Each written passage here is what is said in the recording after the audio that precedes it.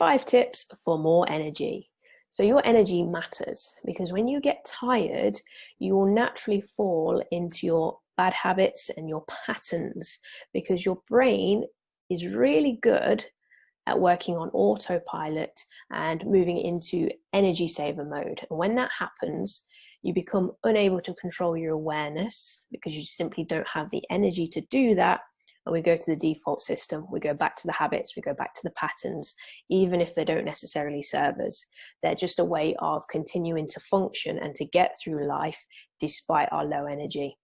If you think about when you're tired, you think about your mood shifts, your anxiety gets worse, negative thoughts start to creep in, you start to do things that even though you know are not helpful, you do them anyway, perhaps eating poorly, making bad decisions, and it's all due to being tired and not having the ability to control where your awareness is going. And you end up on that autopilot. Without that ability to shift the awareness, you can end up stuck. So it's vital that we manage our energy. So tip number 1, water. As crazy simple as that sounds, I can guarantee 90% of people watching this right now are probably not hydrated properly. You need to be hydrated. It's very basic, but very important. You can front load first thing in the morning, get up, litre of water straight away. That'll help you massively because when you sleep, you naturally dehydrate, you lose water through breathing and through sweating. So if you can start your day off with some water on the bedside table so you can get it right away, that's going to really help kickstart your hydration. Now, the amount of water that you need is variable person to person. It depends on your temperature and the humidity where you are. It depends on your activity level. It depends on your size, your body weight, your muscle mass.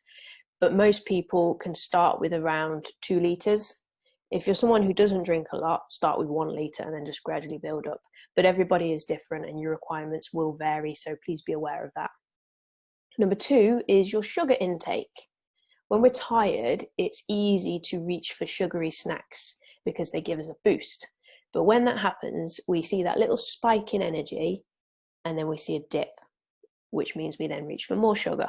And we end up with this spiking and dipping of our energy levels, which is not useful at all. We want a consistent energy level.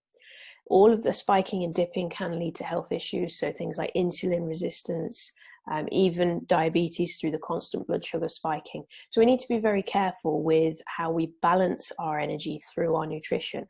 We want to be looking for a balance of nutrients, so good carbohydrates, proteins, fats, all spread out through the day accordingly.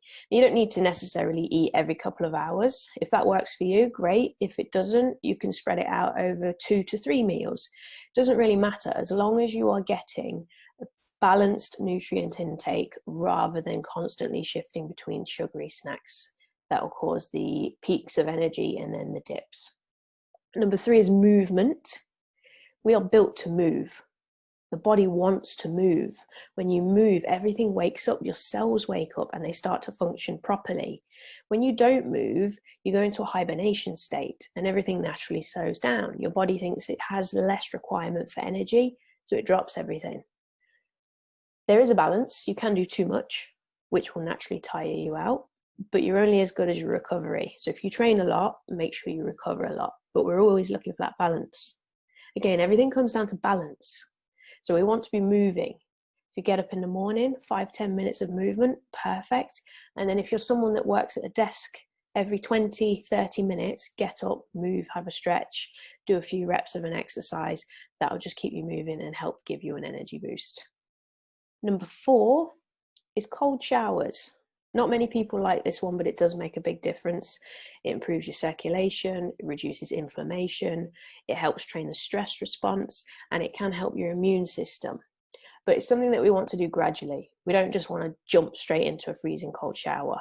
I would suggest you have your normal shower in the morning, and then at the end, just gradually turn the temperature down.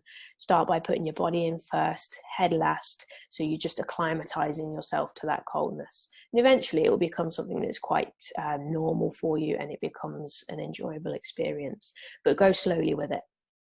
Number 5 is a big one. It's finding your energy drains. If you think about a bucket full of water, you drill a series of holes in it, the water is going to come out until there's nothing left. What we want to do is identify where those holes are, so those drains, and then plug them. Stop the energy drains. You will have things in your life that you're wasting energy on every day. Could be social media, it could be replying to pointless emails, it could be answering phone calls. It depends on your world, your job, all those kinds of things. But everybody has something in their life that drains their energy. If you can identify those, then you can remove them, and that will massively help with your energy levels. So you've got 5 simple tips for improving your energy. Energy is so important. If you are not managing your energy and you're constantly tired, you're going to struggle to think and feel well. So take some of these tips, give them a try. Let me know which ones you already use, and let me know which ones you're going to be implementing. And I'll see you all very soon.